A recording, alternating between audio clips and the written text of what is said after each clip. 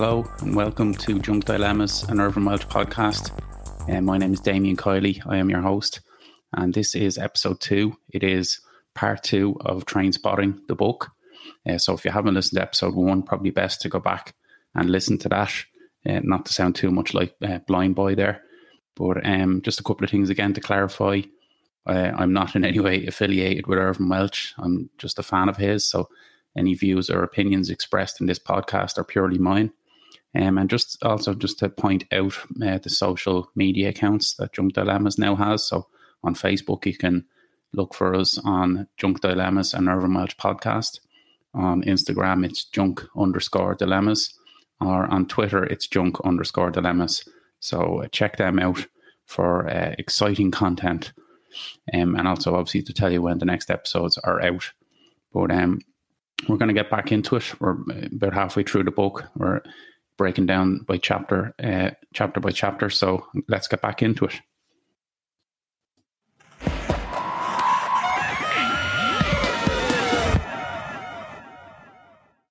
So we're into the next section then, which is Blowing It. And the first chapter is entitled Courting Disaster. And it does start with Renton and Spud up in court after being caught stealing books. And they're up in front of the judge. So just some funny bits here. There's one of the books that Renton stole anyway was a book by Kierkegaard, and the magistrate remarks, "Oh, you're a fan of his. Can you tell me about him, Mr. Renton?" Being patronising. But Renton is actually able to surprise him when he retorts that, I'm interested in his concepts of subjectivity and truth, particularly his ideas concerning choice. So you can only imagine the look on the judge's face at this. And I think apart from kind of being smug about it in that sense, Renton plays a better game and is able to convince the judge that, it was almost a once-off for him and that he's seeking help and wants to get off heroin, whereas Spud, just doesn't have the backstory prepared to get himself a lighter sentence. And it basically results in Spud getting 10 months in prison and Renton is fined £100 but is, set free. And, the judge remarks that about Renton, you claim that your behaviour is related to depression experienced due to withdrawal from the drug. I'm prepared to accept this, so Renton's pulled the wool over his eyes with that one. And I love the line that he says back to the judge, and it is in the film as well, "Thank you, Your Honour. With God's help, I'll beat this disease." I think it's worded slightly differently in the movie, but I love the reaction from the judge where he's looking closely at Renton to check if he is taking the piss out of him. But as it's written in the book, no chance that it'll show I'm used to keeping deadpan when I'm winding up Begbie. And then the next scene in the same chapter is, they're kind of celebrating with drinks back in their local. So even Renton's brother Billy is there with his parents and Begbie is there as well. And there's some funny moments. There's one bit where Renton's mother tells him to watch his language. She turns to Billy and says, "You as well. I don't know where the pair of you has heard that. You never heard it growing up in my house." And Billy even raises his eyebrows dubiously looking at Renton, and Renton does the gesture back. So it's kind of a rare display of sibling unity between the two. And then poor Spud's mother comes in. Now it's interesting. She's a bit more aggressive than she was when she appeared in the movie. In the movie, she doesn't say anything. She just comes in and sees them celebrating Renton's freedom and looks really sorry for herself and gets verbally attacked by Begbie. But in the book, she does provoke him a bit more. She's coming in and saying, "It's not bloody fair. I know it was you." She's accusing Renton of almost being the ringleader. She's accusing Sick Boy. She's even accusing Begbie as well.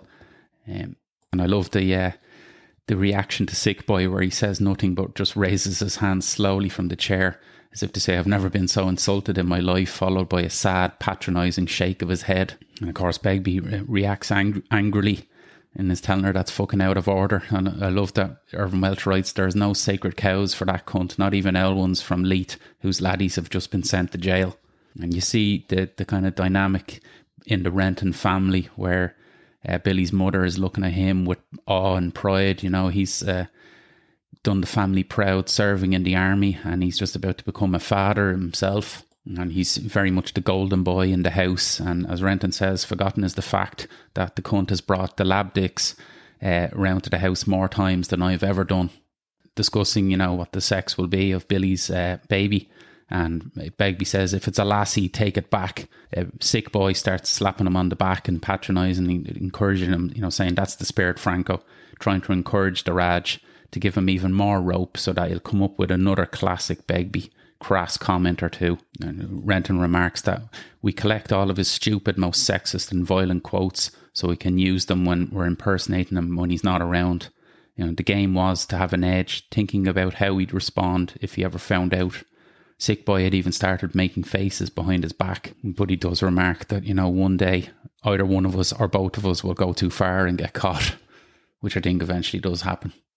And there's another funny bit where Renton spots Sick boy buying around the drinks and making a total meal of it, waving his money about, being the big generous man. But then Renton realises that Begbie had actually given Sick boy the money to get the round in. It is at this point that it apparently becomes news that Sick boy is becoming a pimp. He's talking about his plans for the future, and Renton does scorn him for this, but Sick boy retaliates by scorning him for basically getting Tommy onto heroin.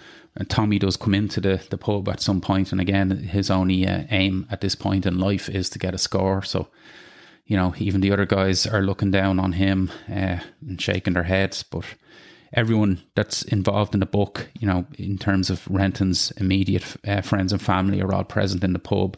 But it's at this point where he possibly says my favourite line in the book. He said, I'm surrounded by all the cunts that are closest to us, but I've never felt so alone, never in my puff. It's actually at this point that he decides that he, needs a fix and sneaks out to go to Swanee's again. And the next chapter is another Junk Dilemmas, number 66. It's a very short passage, and it's really just Renton remarking on how the heroin that he's taken has removed his ability to move. It's quite a subtle last score in terms of him, he gets off heroin for a good while after this. It's obviously a lot more hard-hitting in the novel or in the book, where he actually overdoses and leads him to then go into rehab and get off heroin for a while. It's the famous scene where he overdoses and is taken to hospital with Lou Reed's Perfect Day playing in the background, but that section is not in the book. And it's followed by a chapter which I think is best described as black humour. It's funny. It's certainly played out funny in the movie, but in the book it's a bit more sinister. So in the movie it's Renton and Sick boy with an air rifle and a pair of binoculars looking for basically victims to shoot this air rifle at and cause mayhem. But in the book, it's just Sick boy. So he has this air rifle and he's looking for people to shoot. And he does shoot a dog who then attacks its skinhead owner.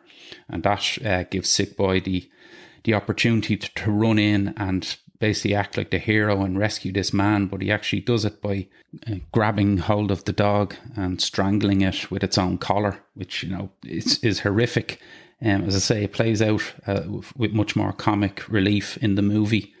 But, he takes delight when the police officer arrives and he informs Sick boy that he'll be recommended for a commendation.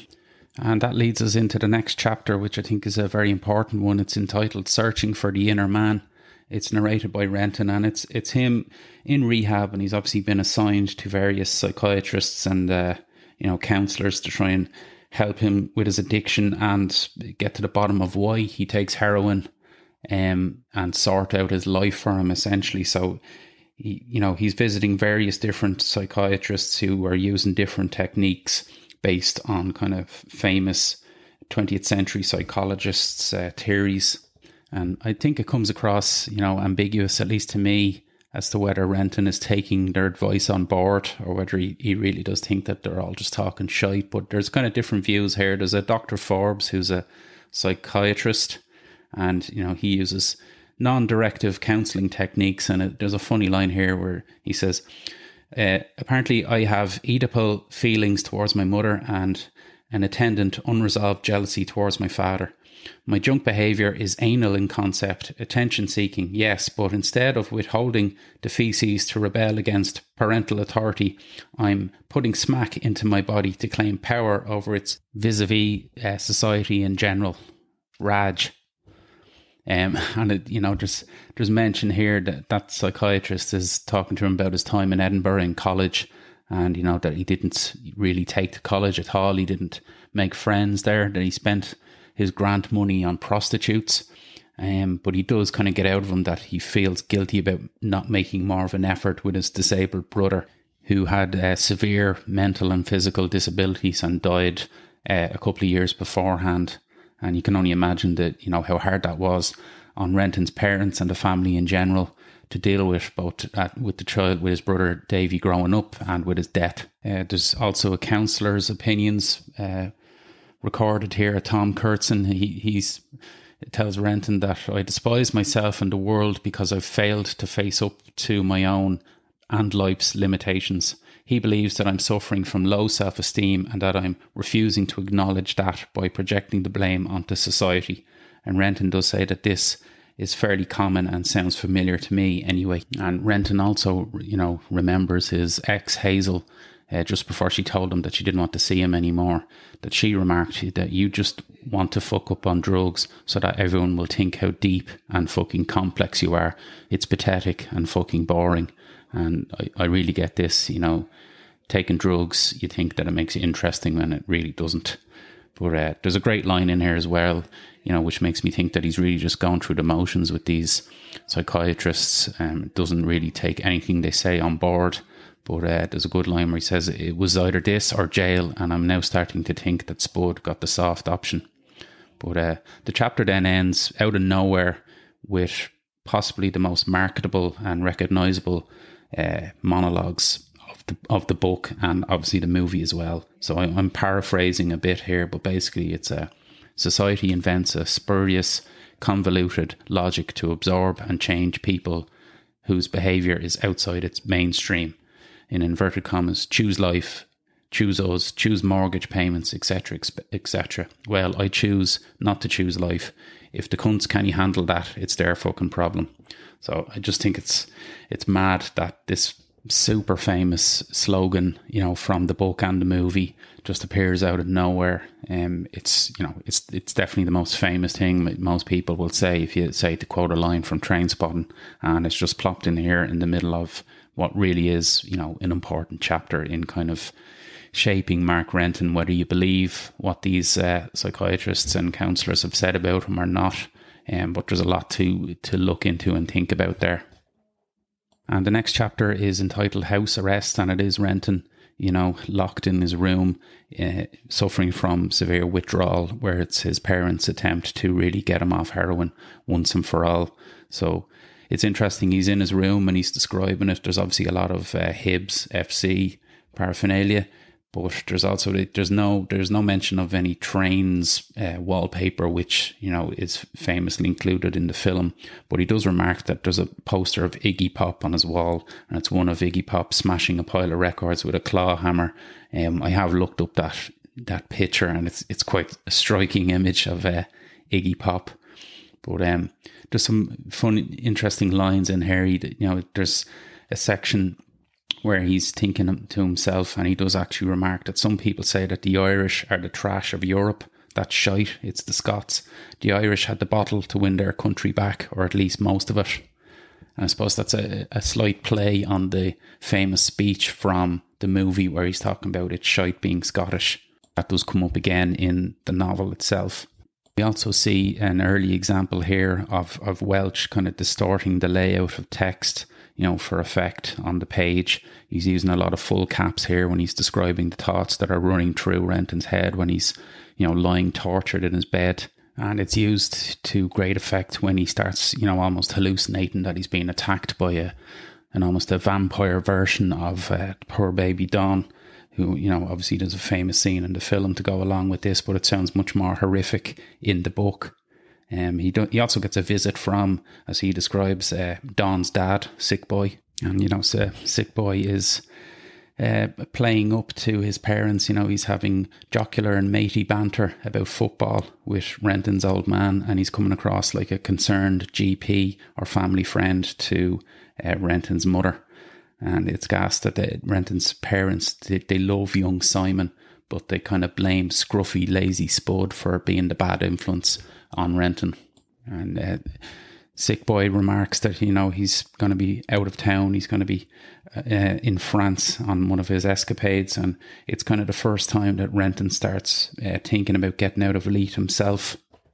There's a good passage here where Welch writes that Renton is saying the limitations and ugliness of this place have been exposed to us, and I could never see it in the same light again. The pain is being replaced by an ugly, stark, black depression, and I've never known such a sense of complex, complete and utter hopelessness, punctuated only by bouts of raw anxiety. So you can really see the examples of mental illness coming into effect here with Renton when he's, trying to get off the heroin. There's some funny lines in here as well, though. He remarks that his father is trying to grow a moustache and looks like a liberated Freddie Mercury clone. And interestingly, he's also going around at one point, Renton is singing She's Lost Control by Joy Division. And he actually, strangely, compares Matty, his friend, to Ian Curtis, which is an interesting comment. Also another mention of Swanee here, and again, he's not shown in a very nice light. He's being less than sympathetic to Leslie, Don's mother, who has obviously gone on a downward spiral after her baby's death. But Swanee is actually jealous that she's getting decent heroin while she's in hospital. The chapter ends then with a funny segment where funny for us, probably torturous for Renton himself, where he's allowed on a night out but accompanied by the close eye of his parents. So they go to the local Dockers Club, and I suppose it would probably remind everyone who as a teenager was subjected to kind of evenings out or Sunday drives out with their parents and were either embarrassed to be with them or put into the company of, torturous people, older people. And it's just interesting that, he's forced to watch his parents dancing to Neil Diamond, and he's introduced, or at least in the company of these other characters that he wouldn't normally be. There's a mention of a guy called Jockey who sits there to socialise with his parents like a Leith version of Al Jolson in his element in this Dockers Club. And it's just a funny couple of passages. It's played out a little bit more than it was in the movie, where you see Renton accompanied by his parents at a bingo game, and there's just this great shot in Trainspotting the film where the camera pans out and everyone around him is speeding up, but he's just there almost in slow motion with this lost look on his face, and I love that image. And the next chapter is called Bang to Rights, and again it's narrated by Renton, and it's kind of a continuation of his road to recovery from heroin. But at this point in the novel, his brother Billy has been killed while serving for the British Army in Northern Ireland. And it's interesting that at the funeral you get a mixture of, Protestants from Renton's father's side and Catholics. Billy's coffin is actually draped in a Union Jack.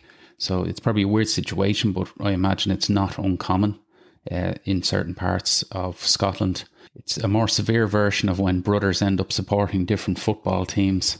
And Renton does actually remember that Billy nearly choked him a couple of times, when they were fighting over supporting Hearts and Hibs while growing up. So you see, a nasty side to Billy. He doesn't come across as a terribly nice character, it has to be said. But actually at the funeral, Renton gets a case of the giggles that, he just can't help. It's like he's in school and just can't stop laughing. And he has a bit of a run-in with one of his uncles on his father's side, who is a Protestant. And at this point, Renton does wish that Begbie was actually at the funeral to kind of give him some backup, but he's actually away in Benidorm. And he's, Sick Boy is away at this point as well. He's more or less on his own at this funeral, even though he's surrounded by family. But he's, as we said before, he's very much the black sheep of his family, or at least when he's surrounded by a large contingent of Protestants. Nina, who had been mentioned in a previous chapter, is there again, and Renton, finds her attractive and makes a pass at her when he's drunk. So it's another questionable character trait for him. And it actually leads to him following his brother Billy's girlfriend Sharon, who's heavily pregnant, into the toilets and ends up having sex with her in there. And it's one of the more eyebrow raising sections of the book, where he's kind of suffering from almost intrusive thoughts while he's having sex with her. He wonders if Billy can see them, and he actually hopes so.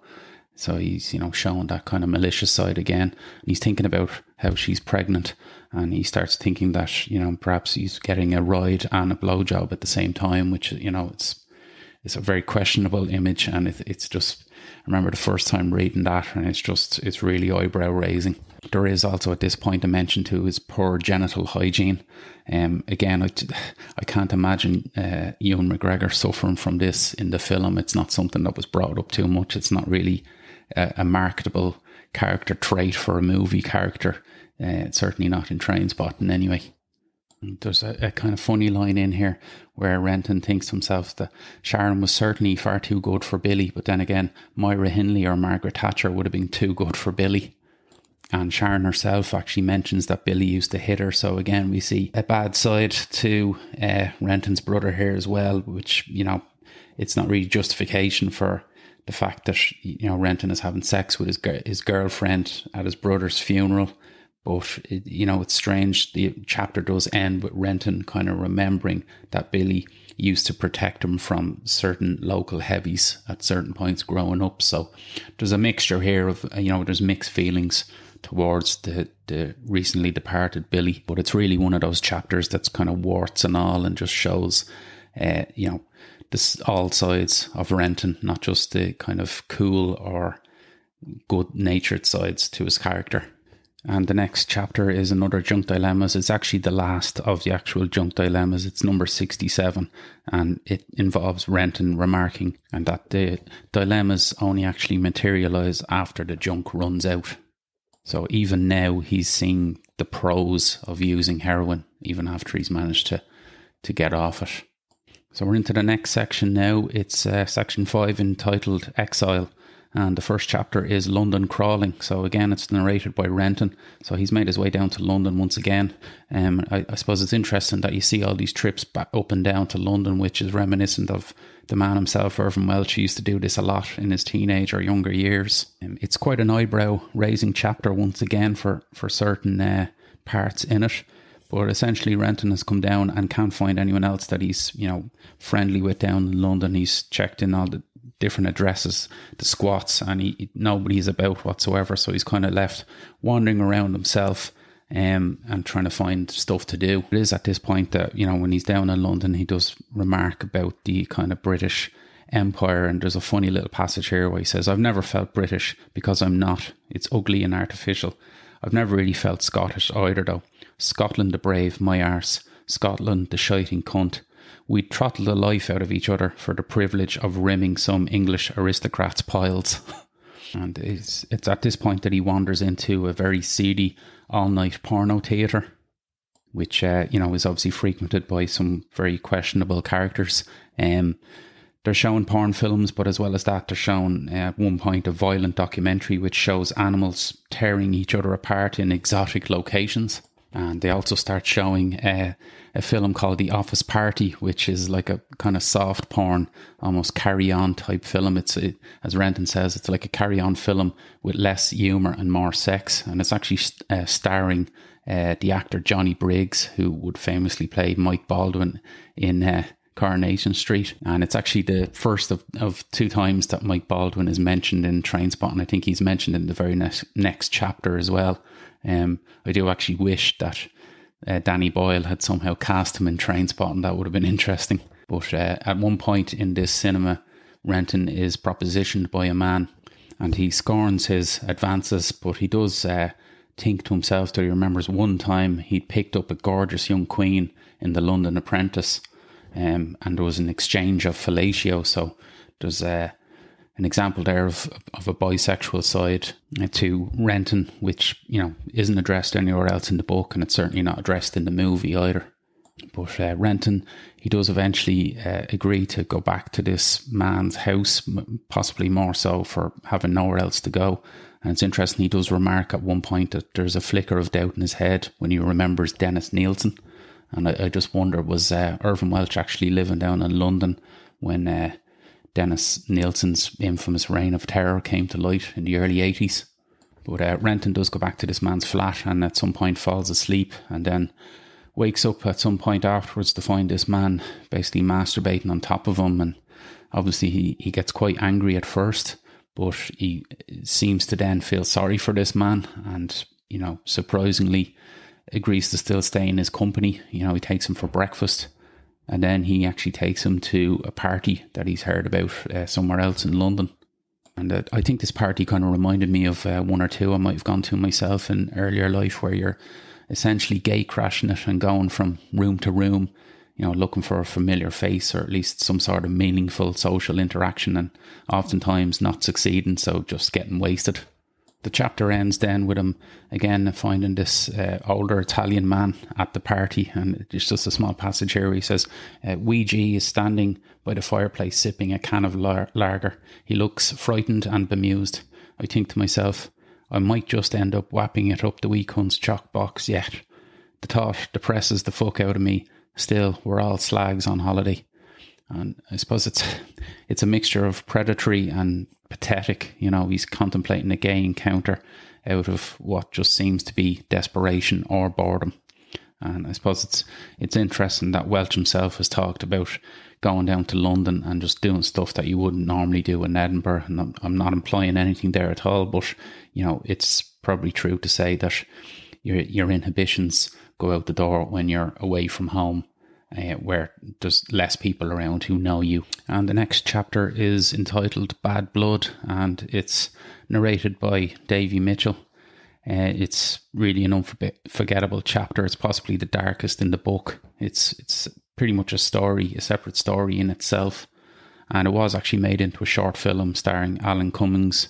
I've seen it. It's quite good.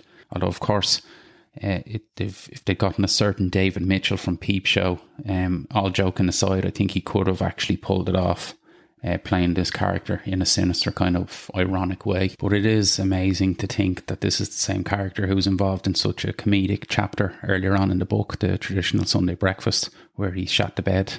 But it's a revenge tale. It's a particularly nasty revenge tale.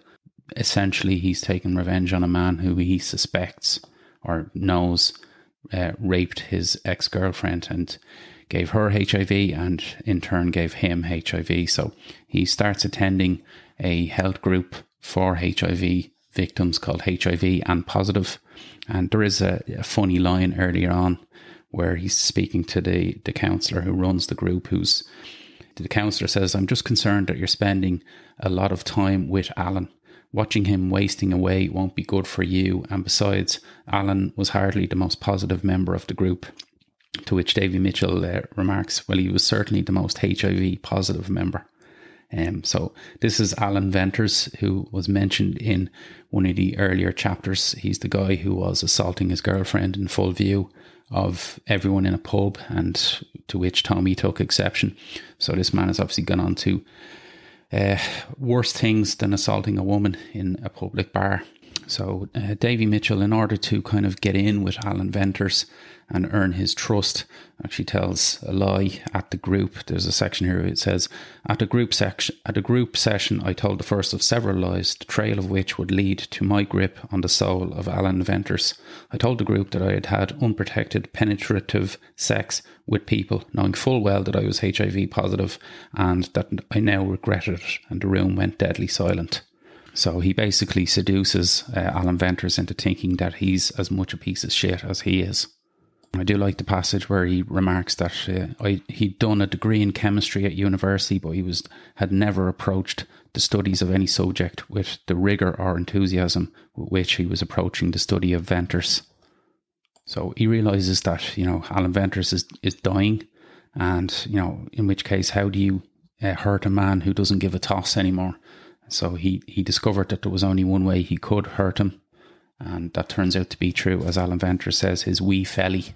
So Alan Venters has a son with a woman called Frances, and Davy Mitchell actually starts courting Frances himself, which coincides with Venters' decline into serious illness, and he's incapacitated at a hospice. So Davy Mitchell has to kind of hatch his plan and time it to coincide with just the right moment to execute this revenge plan for when Alan Venters is literally on death's door. As he says himself, the disease could have Alan Venters' body, but it could also take his mind, in which case it would be depriving him of his revenge. And it's gas in the middle of this dark chapter. Mr. Mike Baldwin of Coronation Street fame appears yet again. It's when Davy Mitchell is visiting his parents, and Mike Baldwin has mentioned this wheeler dealer, ladies' man as he was. But Davy Mitchell does make an interesting comparison between himself and Mike Baldwin. He says Mike had apparently reached a point where he had to confront live-in lover Alma Sedgwick and tell her that he was really into rich widow Jackie Ingram. Mike couldn't help it. He was a prisoner of love, a force external to himself which compelled him to behave the way he did. I could, as Tom would have put it, emphasise, I was a prisoner of hate, a force which was an equally demanding taskmaster. You can kind of see where this need for revenge has totally gripped Davy Mitchell at this point. So this horrible act that Davy Mitchell does kind of plays off the pages, as it were, but it comes to light later in the novel when he goes to visit Alan Venters for the last time. So he does remark, though, that afterwards I felt terrible. Was he any better than Alan Venters himself? But as he says, bad as I felt then, it was only a foretaste of the horror that hit me when I developed the photographs. So we're slowly seeing, just how dark this chapter is. When he goes to visit Alan Venters, he reveals himself to him, who he actually was, and he retells the story of his ex-girlfriend Donna being horribly raped at knife point by a man who, of course, is Alan Venters. But at this point, obviously, Venters doesn't care. He's on death's door, and he says to Davy Mitchell, what can you do to me? I'm already dead, essentially. And it's at this point that Davy Mitchell explains his mode of revenge to Venters, which actually mirrors a classic line by Renton talking about the effects of heroin. But in this case, Davy Mitchell says, think about the worst possible thing I could do to make you pissed off, Al, and then multiply it by 1,000 and you're still not even fucking close. So it transpires that Davy Mitchell had actually offered to babysit Alan Venters' son while his ex went out for a night. And he proceeded to drug this child with chloroform and then kind of staged a torture using, fake blood and power tools and just horrific stuff. And he tells Alan Venters that it took, roughly 20 minutes for the child to die. So this is obviously what he wants going through Alan Venters' head, the last thing that he thinks about before he dies. And that's what he wants as revenge. So it's really very hard reading. I remember being disturbed by it the first time I read it. And it's, 100 times worse now when I've read it again as a father. I had a similar reaction when I read Pet Sematary. I read Pet Sematary by Stephen King in, probably the early 90s. And that obviously had an effect on me as well. There's a dead child storyline involved there. But it's just so much worse when you've become a father yourself or a parent for obvious reasons. But he eventually does smother Alan Venters with a pillow. And there's some black humour in here. He's doing it while singing Daddy Cool by Boney M. So it's really fucked up shit.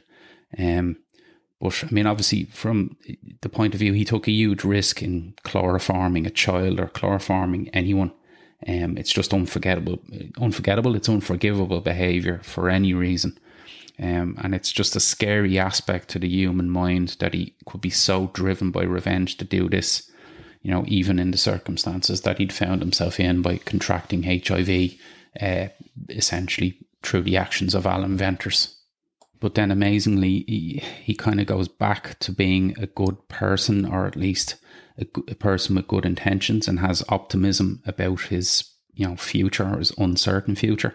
And there's even a little heartwarming story in here where he had initially told his parents that he was HIV positive, and his father had been silent about it, but then turned up on his doorstep afterwards, and they just had a big hug. And it just shows how fucked up this chapter is, and it actually leads to possibly one of the most uplifting, definitely one of the most uplifting lines in the book, where he says, I wish I hadn't waited so long to become a human being, but better late than never, believe you me. And we never hear from Davy Mitchell again, either in this book or in any other, to my knowledge.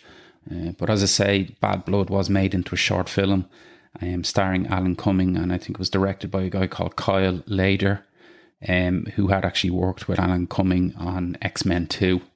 So we're into our next chapter here, which is entitled There Is a Light That Never Goes Out, which of course is a famous song title by the Smiths. This is a third person narration. It's basically centered around the morning after the night before, kind of all night or a couple of days possibly drinking and partying session by the main gang. And there's a couple of pages of this chapter that are just brilliantly descriptive. And I will read out some of them in the next section of the book, but they really struck me. They're one of my favourite parts of the writing in the book. But there's mention of an old man in the bar that they enter, and he actually recognises one of the group as being his son, and he does consider going over and saying something to him before deciding that he actually has nothing to say. And I like the part as well where he remarks that, he himself had once been young and in the position that this group was in, but the enjoyment and the company faded away, but the drink didn't, and that just ended up expanding and filling the gap left by the enjoyment and company's departure.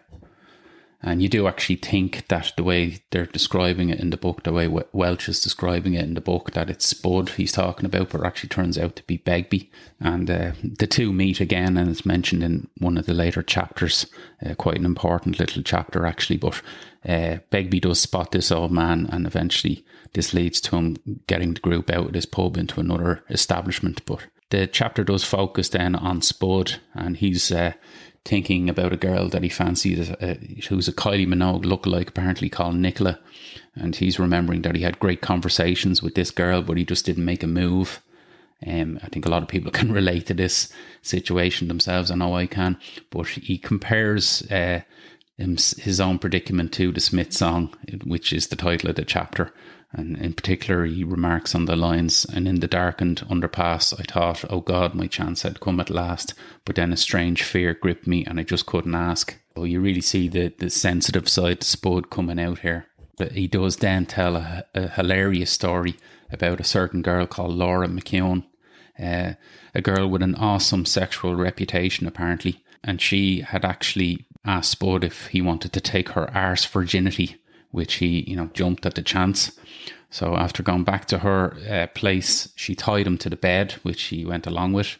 But then instead of smearing lube on his penis, she actually used Vicks, which, obviously caused excruciating pain to Spud. She did untie him, and he raced to the bathroom and submerged his penis in cold water in the sink. But because of the shock of this, he passed out and actually fell over and walloped his head. And had to be rushed out of there. So apparently he was even more distraught when he found out that Sick Boy had been drafted in as his replacement for the frustrated Laura. And obviously Sick Boy was only too happy to step in there. There's also mentioned that this girl Laura had the reputation of having caused one of her exes to be committed through her promiscuous behaviour.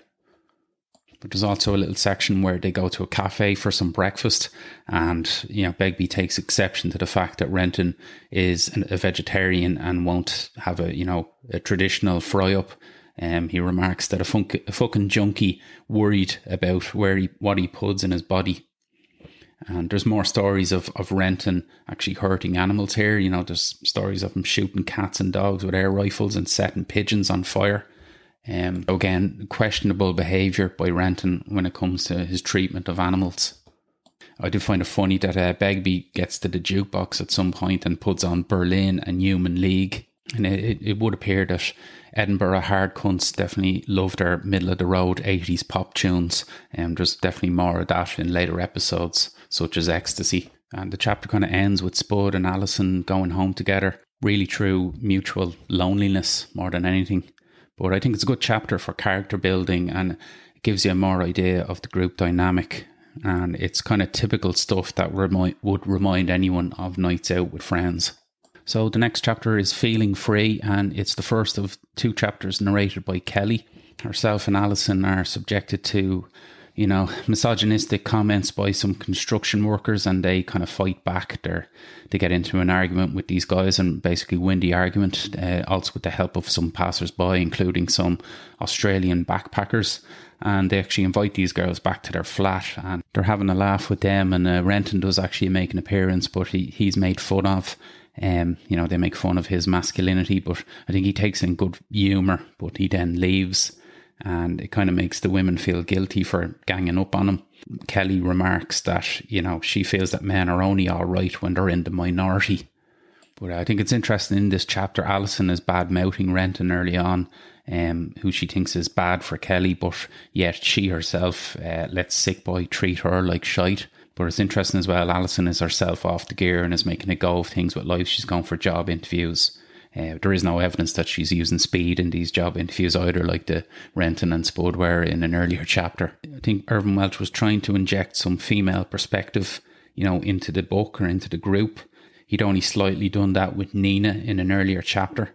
And, I think he has some very decent feminist views, and I think he's trying to write with consideration towards women. I don't want to sound patronising myself there, but this is his first book, but he does eventually write, an entire novel from the point of view of two women. That's The Sex Lives of Siamese Twins, but that would be 21 years after Trainspotting. And the next chapter then is The Elusive Mr. Hunt, which again, it's a third person narration, but it is centred around Kelly. So it's a prank by Sick Boy. He's kind of pulling a Bart Simpson ringing Moe's Tavern style prank here, where he's ringing from a pub across the way, looking for someone called Mark Hunt, which leads to Kelly shouting out to the whole pub that this boy is wanting Mark Hunt. So obviously that gets laughter in the pub, but Renton actually recognises that the laughter, isn't friendly. They're laughing at her. And she's obviously quite hurt by this. It's kind of recognised by Renton as being lynch mob laughter. But he himself had taken part in it, but then he realises, but he thinks to himself, how the fuck was I to know? But it's, it's a small chapter, but it does expand on Kelly's frustrations with, I suppose, the often primitive male attitude, and it's building up to her famous chapter in the book, the disgusting eating out, which is coming up.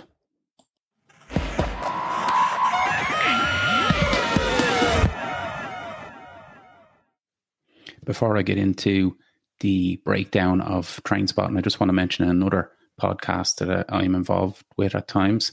If you're a fan of Trainspotting and other classic movies, then you might be a fan of classic UK TV as well, in which case you might love the Tales of the Unexpected podcast. If you remember the show, hosts Chris and Rob are working their way through every episode, talking about the good, the bad, and the weird of Tales of the Unexpected, often veering off course to talk about many other subjects as well. And as I say, from time to time, I am also a guest on the show, so check that out. Search for the Tales of the Unexpected podcast on all good podcast platforms.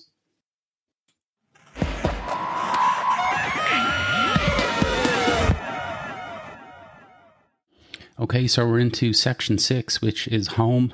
And the first chapter in that section is Easy Money for the Professionals. This is a short enough chapter. It's narrated by Spud, and it's kind of a fun little side crime caper story, which kind of really enhances just the qualities of both Spud and Begbie, or lack of qualities in Begbie's case. So they have assigned the talents of a young boy who's managed to get the keys to a shop temporarily out of the shop so that they can copy the key, and then they just walk in and they rob a bag which they know is in there, and it actually turns out to be containing $2,000. So they're back in Begbie's house. Begbie is paranoid at this point that, he wants to make sure that nobody's going to grass him up, and that is especially aimed at the young boy. So he's particularly vicious to this young lad. He scares him to death. He's thrown darts at his head, but it's just the flight part, the plastic part. It's not the actual dart. So he's just scaring this young boy, and Spud is trying to talk him down. But in Begbie's words, there's one thing fucking worse than a grassing cunt, and that's a fucking lippy cunt. So he's worried that this young lad is going to tell somebody what they did, and it'll come back on Begbie. But it's interesting. You see another nod to him being horrible to June, in the house where he's shouting at her. But strangely enough, he's shown affection to Spud almost in a way where, he makes the comment, "That's how I like to go screwing fucking shops." and houses with you, Spud. You're a true fucking professional like myself, and you never say nout to no cunt, and I respect that fucking professionalism. When you get true professionals on a job, it's nae fucking problem, you cunt. So, as I say, it's just a fun little chapter, and it's followed by a chapter called A Present. So this is narrated by Renton, and it's basically Renton once again coming back from a trip to London. He's on the train at the start, and it's interesting. He's coming back from Matty's funeral. I like the bit at the start. He's on the train. He's listening to tapes on his Walkman. He's listening to The Fall. He's got some cans of lager, and he's reading a H.P. Lovecraft book. And he remarks that Lovecraft, a Nazi cunt, but he could spin a good yarn. Then he meets up with Gav Temperley again, and Gav describes how Matty has come to his end. So Matty had tried to win his girlfriend back by buying her a kitten, which she wanted none of. So he was back living in squalor in his flat with this kitten, and ended up getting what's known as toxoplasmosis, getting an abscess on his brain and taking more heroin to stop the headaches, and eventually having a stroke and dying. And it's interesting, Renton remarks that Matty had been quite popular when they'd first gone down to London and happiest down there, and things just started to go really bad for him when he returned to Edinburgh. But the chapter does end with a funny story. Gav has remarked that he'd given Second Prize some money to paint his flat, but hadn't seen him since. So Second Prize had obviously gone off to piss the money up against the wall. But they meet another funny named character known as Perfume James. So-called not for his demeanour, but because he sells off knocked off bottles of perfume. So they know straight away when they meet him that he's going to try and sell them some of this stolen perfume, but they're having none of it. But he does remark that he's already met Second Prize, who bought a big bottle for his girlfriend. So Gav knows that that's after coming out of his money as well. And the next chapter is at Matty's funeral, or after Matty's funeral. It's called Memories of Matty. It's a third-person narration, but it kind of covers most of the main characters in the book, kind of reflecting on their thoughts of Matty. So it does start off with a bit where Renton is laughing along with Spud at the priest when the priest remarks that Matty used to like to entertain his friends with his guitar playing, when they both know that he was absolutely shite. And I wonder, is this kind of a reflection on Irvine Welch himself, who has admitted that he tried to take up music and singing and playing guitar and just wasn't very good at it. Spud himself somehow associates Matty with Australia, because every time he called around to his flat, he was laid over watching Australian soaps in the middle of the day. Alison remembers an embarrassing occasion when herself and Matty had sex. He apparently told her that he was going to fuck her like she'd never been fucked in her life, and he was right. She'd never been fucked so badly, either before or since. She apparently did tell him that it was rubbish to his face, and she did actually notice that there was tears in his eyes as she left. And this image had stuck with her as she was looking at him in the coffin, and she'd wished that she'd been a bit kinder to him. Begbie is, of course, angry at the situation. He kind of sees it as a personal insult that one of his friends has died, that, he somehow could have glassed the stroke and protected Matty from it. He kind of quickly deals with the confused feelings of hurt by remembering a time when Matty ran away from a fight and didn't back him up, which apparently involved none other than Mikey Forrester on the opposing team. So apparently Begbie had paid Matty back physically and mentally afterwards for this betrayal. Matty's brother Anthony is also mentioned, and he has resentment against the other Skag boys for, he obviously blames them for Matty's demise. But again, he himself remembers an embarrassing occasion where he'd been beaten up as a boy by a younger guy and had gotten his older brother Matty to back him up on this. But when Matty tried to get revenge for him, he also got a hiding. So this was obviously a great embarrassment to his brother Anthony as well as Matty himself. His ex, Shirley, the mother of his child, she resents the priest calling Matty a good father, as he was far from it. And she also remembers that he was somewhat of a closet romantic and actually used to write her love poems. But then, in a kind of a sinister twist to this memory, she remembers that he once set fire to one and telling her that she shouldn't have unrealistic dreams. So, it really comes across that Matty was this disturbed, unnerving individual with a lot of bad qualities. almost destined to have bad luck in life and be depressed. And, you come across characters like this in life, and oftentimes you're in their company for longer than you want to be. But there is a hilarious section in this book where they're at the funeral afterwards, and Renton is trying to lighten the mood, and he reminds Begbie of a time that they were down at Aintree, and they actually bumped into none other than Keith Chegwin, who was doing interviews for the day. And Matty himself was delighted to be interviewed for the telly by Keith Chegwin, but when Cheggers approached Begbie, he's promptly told to fuck off. Just like the way Begbie's remember him, aye, Cheggers, that's the cunt. I think, like Mike Baldwin, I kind of wish that Cheggers had made it into the movie version. Next, we have a small section called Straight Dilemmas, number 1. This is obviously a clever little twist on the junk dilemmas. So this is Renton's new kind of reflections on life as a sober man, or at least a man off heroin. So it's a different perspective on the junk dilemma sections. He's been offered drugs at a party that he's at, and the other people have no idea of, how strong an affliction he's had with drugs in the past. He says, I think I'll pass on your kind offer. Call me a wanker if you will, but I've always been a bit nervous around drugs. And I know a few people who've been into them and run into difficulties. The next one is Kelly's last chapter. It's entitled Eating Out. So Kelly is working as a waitress in an Edinburgh restaurant, and there's some pretty rude, chauvinistic male customers have come in, typical kind of almost yuppie types, or who are, at the table and making sexist remarks about her. And it's really the last straw for her in terms of male chauvinism. She does remark that she'd been living with Renton on and off for about 6 months, and, that hasn't worked out either. But there's some disgusting, if not funny, descriptions here where she's behind the scenes in the kitchen area of the restaurant, and she lowers a bloody tampon from a very heavy period into the soup and squeezes it like a tea bag, squeezing out the manky black contents. She also mixes some of her, in her own words, cystitis infused urine with their wine blends, and she also basically shites in a chocolate sauce for some profiteroles and ice cream. And she's also laced some ice cream with ground up traces of rat poison, which, is going to cause problems for one of these rude gentlemen at the table when she serves it up to them. And it has a funny ending as well, where she mentions that she's writing a college essay. In my essay, I now think that I'll be forced to put that in certain circumstances, morality is relative. That's if I'm being honest with myself.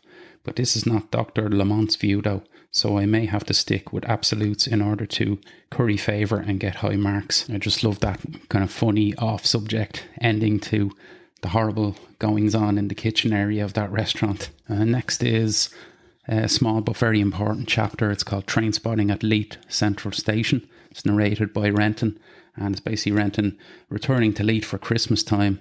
And he meets up with Begbie after a short meeting with a very drunk Second Prize down an alleyway. Second Prize basically tried to assault him, but he's met up with Begbie and they're making their way across the old section of a disused Leith Central Railway Station.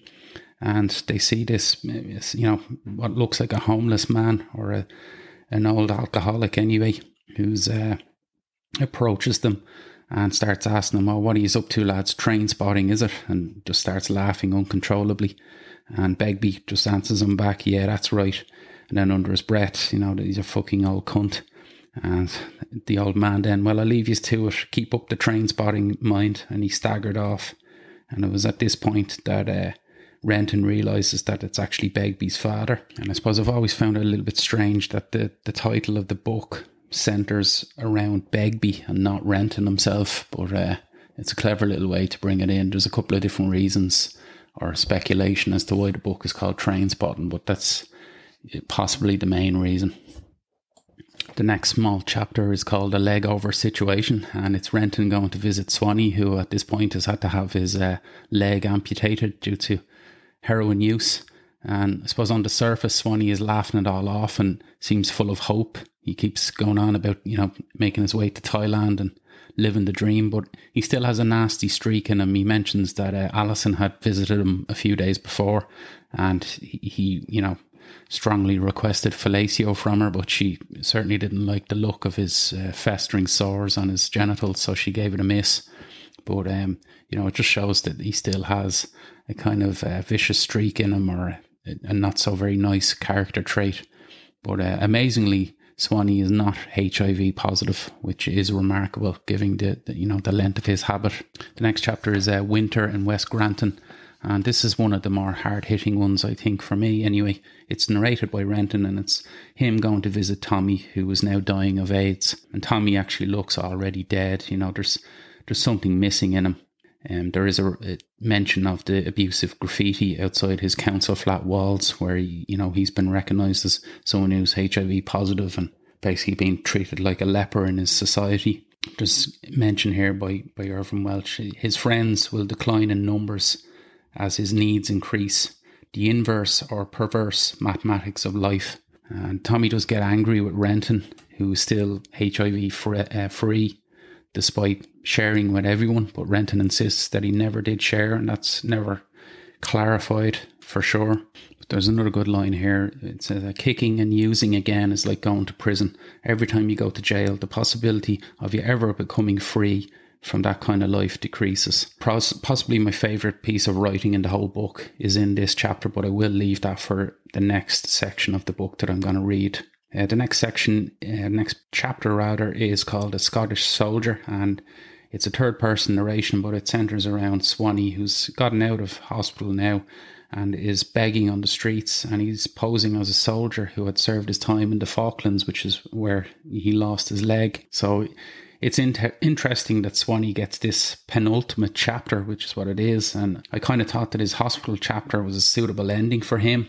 But I suppose this does highlight the aspect of homelessness, albeit a devious one, through his conning of people. And that brings us to the last section, which is Exit, and the last chapter, which is entitled Station to Station. It's a long one, but it's a very good one. It's basically revolves around Renton, Sick Boy, Begbie, Spud and Second Prize going to London to engage in a low-key heroin deal. They've gotten their hands on some heroin, and they're heading down to meet up with a contact of Sick Boy's to, sell this heroin and make a sizable profit for themselves.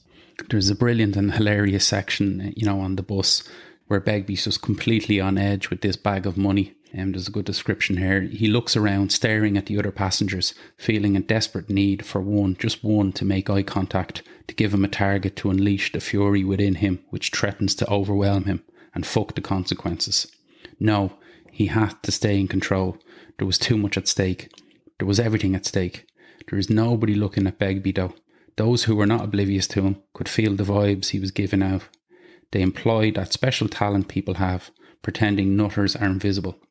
Even his companions won't meet his gaze.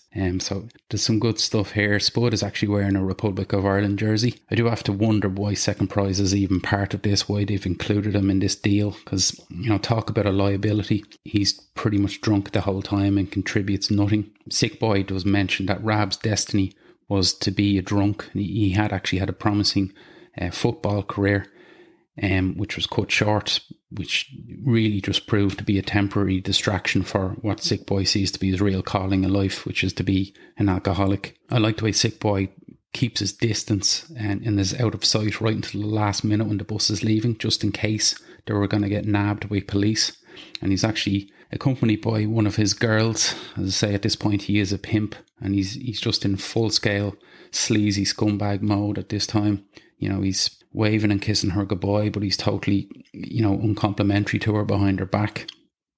And he is worried about Begbie's temper or Spud's bad luck, which could result in them all going to prison. The drugs, this uncut Colombian brown that they've gotten their hands on, they've apparently bought this off Seeker, which is obviously different to the movie, but Renton himself actually, he's not forced into testing it like in the movie, but he just can't resist it. It's the real thing, he's argued, a once-in-a-life chance for a hit for an Edinburgh junkie who's used to cheap Pakistani heroin. And as Spud has always gone along for the ride, so they both have taken this heroin before the bus ride. But Begbie is definitely wound up by Sick Boy's lateness and for being with this young prostitute. You know, the sick boy tries to curry favour with him by trying to turn Begbie's attention to Renton and Spud being, on off their face on heroin, but Begbie still agitated by sick boy instead. Renton does sneak in one last hit in the toilet on the bus without Spud. He's actually pretending to have a shite, so he has to come out and pretend he's not as, under the influence of heroin as he actually is.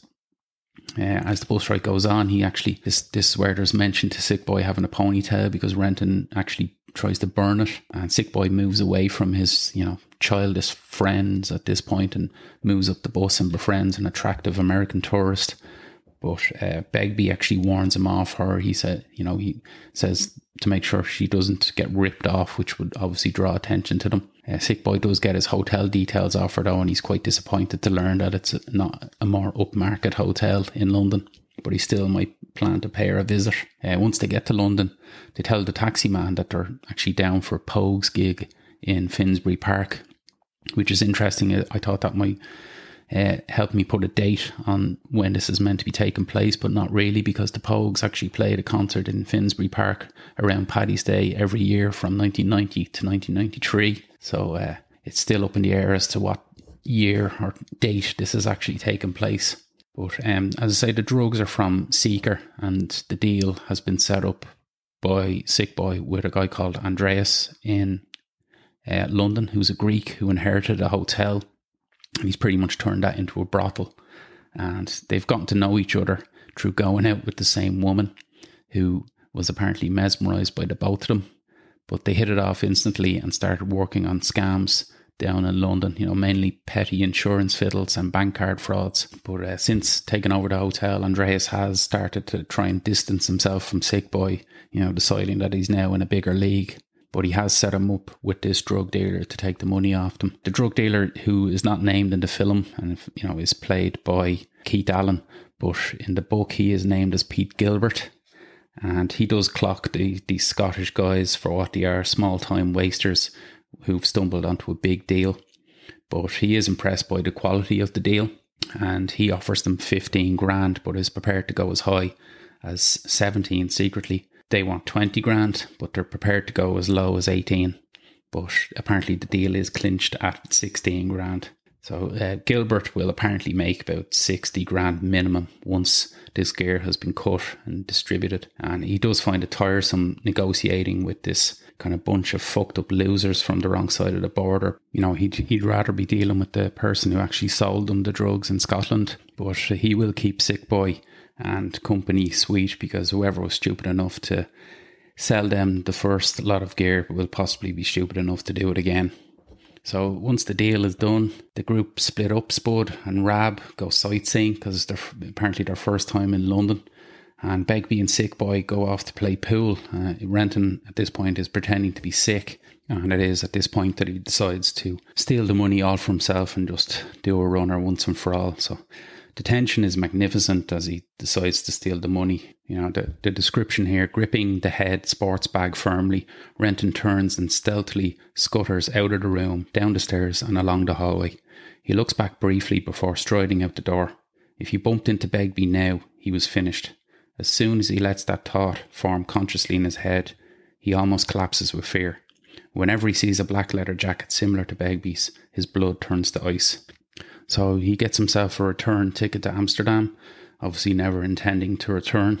A few years ago, as mentioned, and it's more in Skag Boys, he had worked on a ferry as a steward, and he certainly hopes that nobody recognises him from those days. And he then starts to think about the friends that he's just ripped off. So as regards sick boy, he just speculates that he won't have any trouble recouping the cash, because he's a born exploiter. It probably would hurt sick boy, the betrayal, but really and truly the kind of mutual antagonism that had become a joke for the performance of others had really become a reality between the two. And in a way, sick boy would understand and even have a grudging admiration for his actions. It didn't take him long to realise that he'd probably done Second Prize a favour. Second Prize was actually so busy destroying himself that he'd probably scarcely noticed that somebody was giving him a hand. His real guilt was centred around Spud. He He loved Spud. Spud had never hurt anyone. And if there was one person that he tried to compensate, it would be Spud. And that, of course, left Begbie, who he had no sympathy for whatsoever. He goes into detail once again that this is a man who used to sharpen knitting needles so that when he went to sort somebody out, there was less chance of it hitting the rib cage like a knife and going straight through to vital organs. He remembers a time when Begbie glassed a chap called Roy Schneiden in the Vine pub for absolutely nothing. Nothing other than the fact that the guy has an irritating voice and Begbie had a hangover. And Renton is ashamed of the fact that, in the aftermath of that attack, they'd all backed Begbie up, and agreed with his false accusations against this guy and had gone along with it to further massage Begbie's ego and make up for this horrible thing that he'd done. So Renton really comes to the realisation that Begbie is the key here. By doing this to him, he's ensured that he can never return to Leeds or really Scotland in general. And the book ends with him remarking that now, free from them all for good, he could be whatever he wanted to be. He could stand or fall alone. This thought both terrified and excited him as he contemplated life in Amsterdam.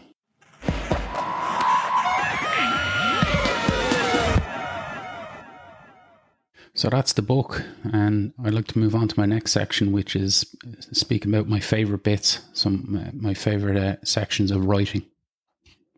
And the first section is from the chapter Bad Blood, and it's when Alan Venters made no reaction to Davy Mitchell's false revelation that he'd knowingly contracted someone with HIV. I just like the writing here. He says, his selfishness and lack of morality sickened me.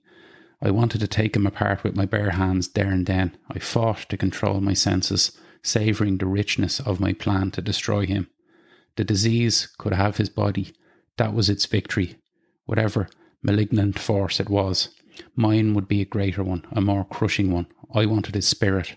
I planned to carve mortal wounds into his supposedly everlasting soul. Amen. And then, as he realised that he'd convinced Venters that he'd found a kindred spirit, Irving Welsh writes, then it happened. That cunt Venters rolled his eyes and smiled at me. That did it. That was the moment. The anger was still there, but it was now fused with a great calmness, a powerful clarity. I smiled back at him, feeling like a semi-submerged crocodile eyeing a soft, furry animal drinking at the river's edge. I just like that, the description of how Davy Mitchell was feeling at the time with this, revenge just totally consuming him. The next bit of writing that I really loved is in the chapter There Is a Light That Never Goes Out, and it's just this brilliant description of the kind of street leading into the pub where they enter. The group enters, after an all-night bender, and I just like the writing here. They emerge from the stairwell into the darkness of the deserted street. Some of them move in a jerky, manic way, exuberant and noisy. Others cruise along silently like ghosts, hurting inside, yet fearful of the imminence of even greater pain and discomfort. It's 5:06 a.m. and the hostelry's yellow lights are on, a haven in the dark, wet and lifeless streets. It had been, Spud reflects, a few days since he had last seen the light. They were like vampires, living a largely nocturnal existence, completely out of synchronization with most of the other people who inhabited the tenements and lived by a rota of sleep and work. It was good to be different. The group entered the pub, are also driven by need. The need for more alcohol to maintain the high or to regain it and fight off the onset of grim, depressive hangovers. They are also drawn by a greater need, the need to belong to each other, to hold on to whatever force has fused them together during the last few days of partying. And the last section I just want to speak on is probably my favourite couple of passages in the book. It's in winter in West Granton, and it's when Renton is going to visit Tommy for what would prove to be the last time he ever seen his friend. So, Tommy would not survive winter in West Granton. I'm sorry, mate. I really am sorry. I just repeat.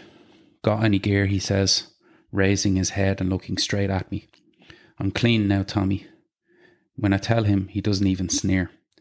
Soba's then, mate. I'm expecting a rent check. I dig into my pockets and produce 2 crumpled fivers. I'm thinking about Matty's funeral. It's odds on that Tommy's next, and there's fuck all anybody can do about it, especially me. He takes the money, our eyes meet, and something flashes between us. It's something I can't define. I can't define, but it's something really good. It's just there for a second, and then it's gone. And this is not really a gripe or a fault with the book in any way, but the only thing that stood out for me for mention is that the major suffering of the women in the book, i.e. the domestic violence by Begbie or the death of Leslie's baby, or even the public display of violence witnessed by Tommy, they're almost portrayed quite subtly in a weird way. And by that I mean that they're not written from the woman's point of view that's suffering very often.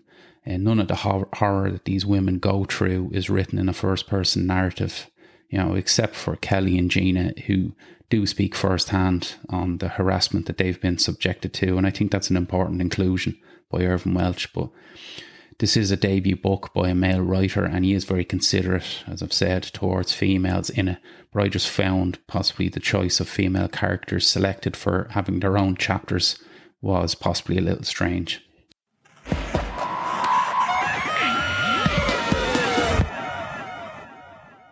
And we're into my last section, which is the overall thoughts. So yeah, Irvine Welsh has this ability to write about, both the good and the bad in people, like their funny or redeeming qualities, as well as their horrible or downright terrifying aspects.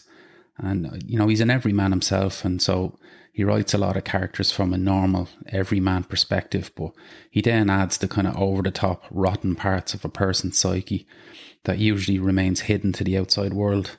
And these are the things that can make a person interesting and make a story compelling. And he does that so well here in Trainspotting. This is a book that's just a brilliantly put together snapshot of working class life in Scotland.